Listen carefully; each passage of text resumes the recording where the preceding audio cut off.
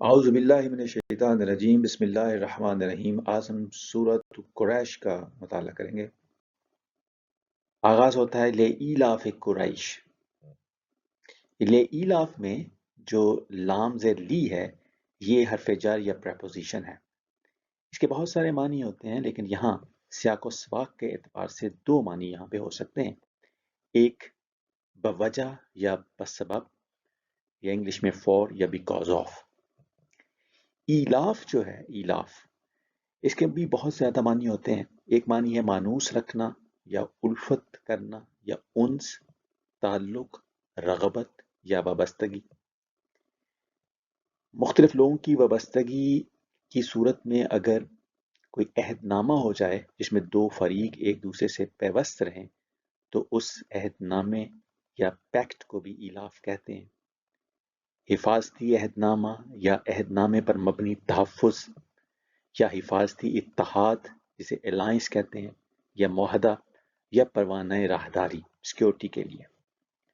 English میں familiarity, being accustomed یا sticking together یا connection، alliance، covenant، pact اور agreement involving protection، safety یا security۔ تو ایلاف کے مختلف معنی ہیں۔ ایلاف قریش یعنی قریش کے ایلاف، تو قریش کی وابستگی حفاظتی معاہدات سے یا قریش کی وابستگی کعبے سے یا بیت اللہ سے۔ کچھ لوگوں نے یہاں یہ جو وابستگی ہے یا ایلاف ہے یہ کس سے ہے، اس سے مراد لی ہے بیت اللہ، اور کچھ نے مراد لی ہے یہاں پہ حفاظتی پیکٹ یا معاہدات، کہ جو قریش کے حفاظتی معاہدات تھے، اور ظاہر ہے وہ بھی ان کو سیکیورٹی پیکٹس وہ یا سیکیورٹی الائنسز کی جو وجہ تھی وہ تھی ان کی کعبے کے ساتھ یا بیت اللہ کے ساتھ نسبت، کیونکہ وہ کسٹوڈین تھے بیت اللہ کے۔ تو بیت اللہ کے کسٹوڈین ہونے کی وجہ سے یا ان کی کہہ لیں کہ اس کی نگہبانی کرنے کی وجہ سے ان کو اسپیشل پریویلیجز حاصل تھے کہ ان کے آس پاس کے قبائلوں کے ساتھ اور دور دور کے شہروں کے ساتھ یا رستے میں جو بہت سارے قبائل آتے تھے ان کے ساتھ کچھ معاہدات تھے، جس کی وجہ سے ان کے قافلے وہ سیکیورلی ٹریول کر سکتے تھے۔ تو کہا یہ جا رہا ہے کہ جو قریش کے حفاظتی معاہدات تھے اس کی وجہ سے یا اس کے سبب سے کیا وہ آگے آئے گا۔ اب اگلی آیت میں اس تھوڑے معاہدات کو یا ایلاف کو تھوڑا سا مزید الیبوریٹ کیا گیا ہے کہ ایلافہم، ان کے ایلاف یا ان کے حفاظتی معاہدات۔ رحلۃ الشتاء والصیف، رحلہ کہتے ہیں سفر کو جو عام طور پر تجارت کا سفر ہوتا ہے، شتاء ونٹر یا سردیاں، اور صیف گرمیاں۔ تو سردیوں اور گرمیوں کے سفر کے سلسلے میں جو ایلاف یا معاہدات تھے یا وہ سفروں سے جو وابستگی تھی ان کی، یا ان سفروں کی حوالے سے جو حفاظتی معاہدات سے وابستگی تھی ان کی، اس کے سبب اس کی وجہ سے اب ان کو کیا کرنا چاہیے یہ آگے اگلی آیت میں آئے گا۔ تو اس وجہ سے یا اس سبب کہ قریش کے کچھ حفاظتی معاہدات تھے جس کی وجہ سے ان کو تجارتی سفروں کے دوران کچھ پرویلیجز حاصل تھے اور سیکیورٹی حاصل تھی کہ وہ سردیوں اور گرمیوں میں جو تجارتی سفر کرتے تھے نارتھ اور ساؤتھ کے طرف، اس دوران انہیں فل سیکیورٹی مہیا ہوتی تھی اور ان کے قافلوں پہ کبھی کوئی حملہ نہیں کرتا تھا۔ مکہ سے اگر نارتھ کی طرف جائیں تو یعنی شمال کی طرف تو سیریا یا شام آتا ہے، اور اگر ساؤتھ کی طرف جائیں یعنی جنوب کی طرف تو یمن آتا ہے۔ تو گرمیوں میں ان کا سفر ہوتا تھا شام کی طرف، اور سردیوں میں ان کا سفر ہوتا تھا یمن کی طرف۔ تو یمن اور شام کی طرف وہ تجارتی سفر کرتے تھے، اس دوران ان کے جو سفر کے قافلے تھے وہ محفوظ رہتے تھے، ایک تو ان کی بیت اللہ کے ساتھ وابستگی کی وجہ سے، اور اس وابستگی کی وجہ سے ان کے جو معاہدات تھے رستے میں سے جو قبائل گزرتے تھے ان کے ساتھ کہ ان کے قافلوں کو کوئی کچھ نہیں کہے گا، تو ان کو ایک سیکیورٹی حاصل تھی۔ تو اس کا حوالہ دیا جا رہا ہے اس آیت میں اللہ تعالیٰ کی طرف سے، اور کہا یہ جا رہا ہے کہ اس کعبے کی نسبت سے تمہیں جو اسپیشل حقوق یا پریویلیجز حاصل ہیں کہ تمہارے جو سفر ہے وہ بے خطر بغیر کسی رسک کے شمال اور جنوب کی طرف ہوتا ہے، پس تمہیں چاہیے کہ جس کعبے کی نسبت کی وجہ سے تمہیں یہ سہولت حاصل ہے، تم اس کعبے کے رب کی بندگی یا عبادت کرو۔ تو فل یا ابدو ربا حاضل بیت، فل میں جو فا ہے پس یہ نتیجے کے طور پہ ہے کہ چونکہ تمہیں اس کعبے کی نسبت سے کچھ حقوق یا فوائد حاصل ہیں، پس تمہیں چاہیے کہ اس بیت یا کعبے کے رب کی تم بندگی کرو۔ فل یا بدو، فا پس یا چنانچہ، یہ جو لام ہے فا کے بعد یہ ہے امپیریٹو، یعنی چاہیے کہ، لام الامر اس کو کہتے ہیں کہ پس تمہیں چاہیے، ایسا کرنا چاہیے، کیا کرنا چاہیے، یا بدو، کہ وہ عبادت کریں۔ اب یہ جو یابدو ہے یہ فعل مضارع ہے اور یہ ہے تھرڈ پرسن میسکولر پلورل کے لیے کہ قریش کو چاہیے یا انہیں چاہیے کہ وہ عبادت کریں، پس چاہیے کہ وہ عبادت کریں، یعنی قریش۔ فل یعبدو، پس چاہیے کہ وہ بندگی کریں یا عبادت کریں، ربا حاضل بیت، رب کی اس گھر کے، حاضل بیت، حاضہ جو ہے اس میں اشارہ ہے اور البیت جو ہے یہ اس میں مجرور ہے اور دوسرا یہ اس میں معرفہ ہے کیونکہ اس کے ساتھ ال لگا ہوا ہے۔ پس چاہیے کہ اس گھر کے رب کی بندگی یا عبادت کریں یہ قریش کہ جن کو اس کعبے کی نسبت کی وجہ سے سیکیورٹی حاصل ہے اور پریویلیجز حاصل ہے۔ وہ جو پریویلیجز حاصل ہیں اس کا جو فوائد حاصل ہیں اس کا آگے ذکر بھی آ رہا ہے۔ پہلا ذکر آ رہا ہے کہ الذی اطعمہم من جوع، کہ وہ رب وہ ہے کہ جس نے، الذی جس نے، اس میں موصول، اطعمہم کھانے کو دیا ان کو، من جوع بھوک میں یا اگینسٹ ہنگر، کہ جس رب نے ان کو بھوک میں کھانا دیا۔ تو سب سے پہلا یا بڑا مسئلہ جو ہوتا ہے انسان کا وہ روٹی کا مسئلہ ہوتا ہے، یعنی اکنامک پرابلم ہوتی ہے۔ تو کعبے کی کے ساتھ وابستگی اور اس وابستگی کے نتیجے میں جو ان کو تجارتی سفر میں سہولت حاصل تھی کہ ان کے قافلے کبھی لٹتے بھی نہیں تھے اور وہ سکیور تھے، تو ان کی تجارت خود پنپتی تھی، کاروبار پنپتا تھا، اور کعبے میں جب لوگ آتے تھے سالانہ تو وہاں بھی آنے کی وجہ سے وہاں ان کی تجارت کو بڑھاوا ملتا تھا، انکریز ہوتی تھی کی تجارت، تو لہٰذا اس گھر کی برکت کی وجہ سے جو انہیں فوائد حاصل تھے، کہا یہ جا رہا ہے کہ انہیں چاہیے کہ اس رب کی بندگی یا عبادت کریں کہ جس نے انہیں بھوک میں کھانا دیا، یعنی ان کے سارے معاشی مسائل حل کر دیے اور ان کو اکنامک پراسپیرٹی مل گئی، ان کو روٹی کا مسئلہ ان کا حل ہو گیا۔ اور دوسرا بڑا مسئلہ ان کا حل کیا اللہ تعالیٰ نے، وہ آمنہم من خوف، اور اس نے امن دیا انہیں خوف سے۔ تو یہ جو فزیکل سیکیورٹی یہ اس کا ذکر آ رہا ہے، ایک اکنامک سیکیورٹی اور ایک فزیکل سیکیورٹی۔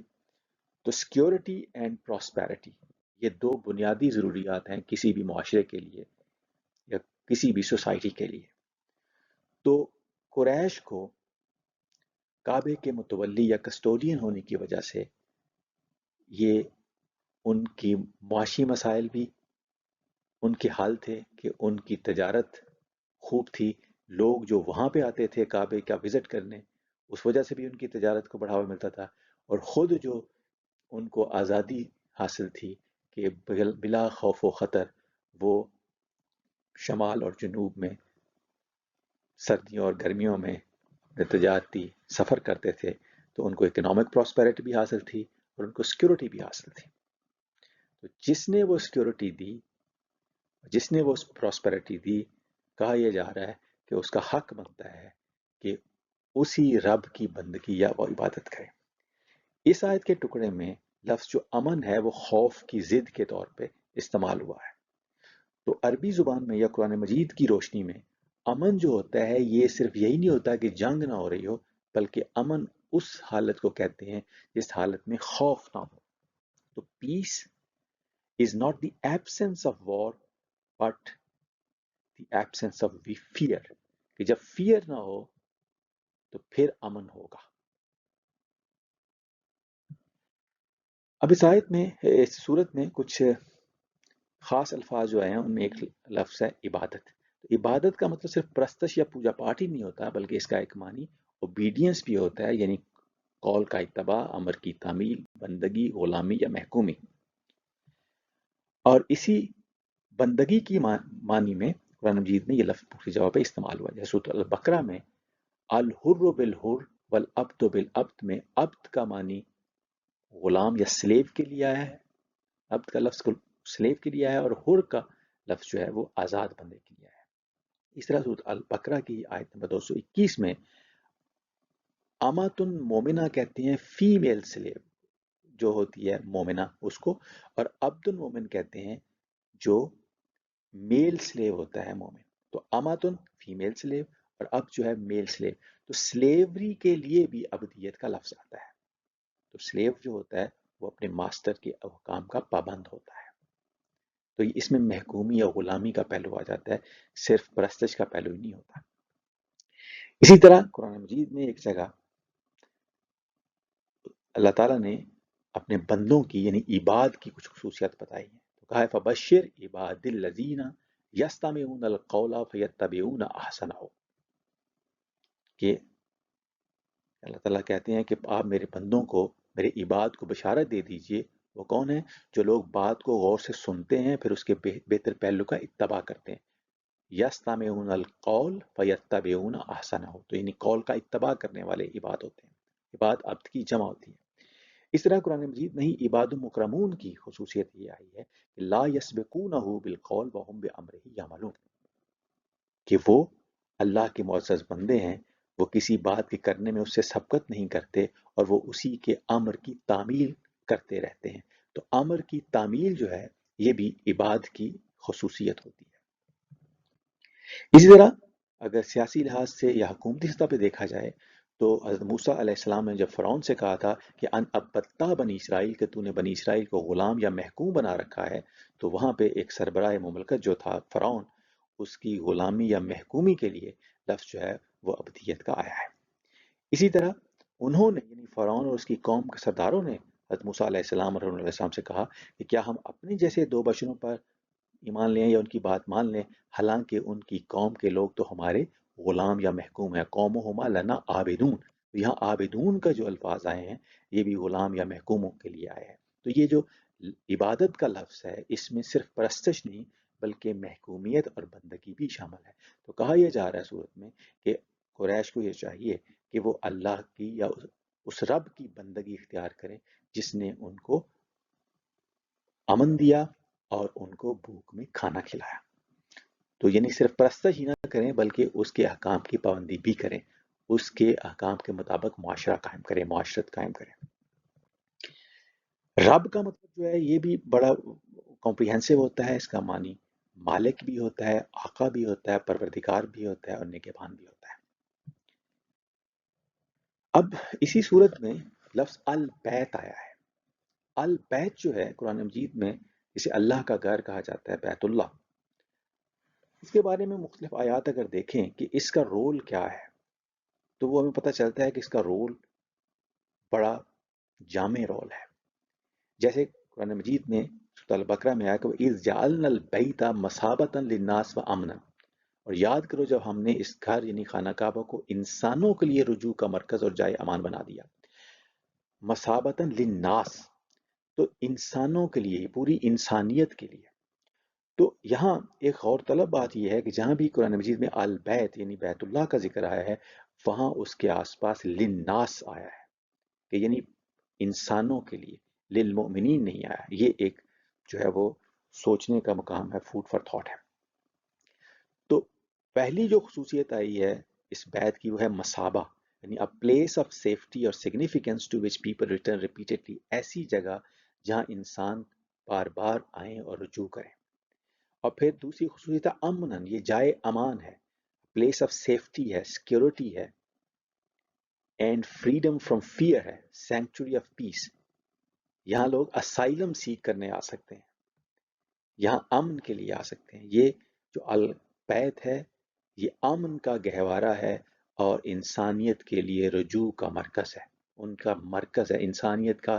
یہ سینٹرل پلیس ہے جہاں پورے انسانوں کو آنا، نہ کہ U N O united nations organization, بلکہ بیت اللہ کو یو این او کی بجائے یہاں پہ یعنی واشنگٹن یا یہ نیو یارک یا امریکہ کی بجائے یہ بیت اللہ کو انسانیت کا مرکز ہونا تھا. اس طریقے سے ان ابا بیت وضع للناس للذی ببکۃ مبارکن وہدی للعالمین. اس آیت میں جو اس بیت کا اس خصوصیت ہے یہاں بھی آیا وضع للناس کہ اسے انسانوں کے لیے بنایا گیا، اور دوسرا یہاں پہ آیا ہدی للعالمین، یہ سارے جہانوں کے لیے مرکز ہدایت ہے، یعنی سورس آف گائیڈنس اور ڈائریکشن ہے عالمین کے لیے، پوری دنیا. تو پوری دنیا کے لوگوں کے لیے جو ڈائریکشنز نکلنی تھی وہ بھی اسی بیت سے نکلنی تھی. یہ بھی اس کا رول ہے کہ عالمین کے لیے ہدایت یا ڈائریکشن یا گائیڈنس کا سورس. اور پھر ایک جگہ آیا وَلِلَّهِ عَلَى النَّاسِ حِجُّ الْبَيْتِ، یہاں بھی جو انسانیت کے اوپر انسانوں کے اوپر حج فرض کیا وہاں بھی علی الناس آیا، للہ علی الناس کہ اللہ کے لیے لوگوں پر، الناس پر اس گھر کا حج فرض ہے. اور پھر اسی البیت کی خصوصیت آئی جعل اللہ الکعبۃ البیت الحرام قیاما للناس، یہاں بھی للناس آیا ہے اور خصوصیت ہے قیامن، یعنی something that supports, sustains اور maintains stability، لوگوں کے قیام کا باعث، ان کو اپنے پاؤں پہ کھڑا کرنے کی، انسانیت کو یا انسانوں کو اپنے پاؤں پہ کھڑا کرنے، انسانیت کا سہارا اسے کہتے ہیں. تو یہ جو البیت ہے جس کو بیت اللہ ہم کہتے ہیں، اس کا جو رول قرآن مجید میں آیا ہے ایک تو یہ ہے کہ یہ انسانوں کے لیے، انسانیت کے لیے رجوع کا مرکز ہے، ان کے لیے ایک سینٹرل پلیس ہے جہاں وہ آئیں گے. سینکچوری کے لیے امن کی تلاش میں سیکیورٹی کونسل جو ہوگی وہ یہاں پہ ہوگی. ہدی للعالمین، پوری انسانیت کے لیے جو گائیڈنس ہے وہ یہاں سے آئے گی.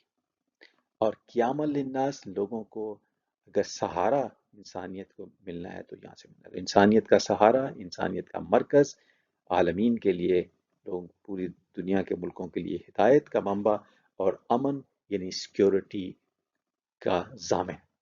تو یہ تھا وہ رول بیت اللہ کا جس کی نسبت کی وجہ سے قریش کو کہا گیا کہ انہیں چاہیے کہ اس بیت کے رب کی بندگی یا عبادت کریں، یعنی اس کے احکام کے تابع اپنی معاشرت اور سیاست قائم کریں.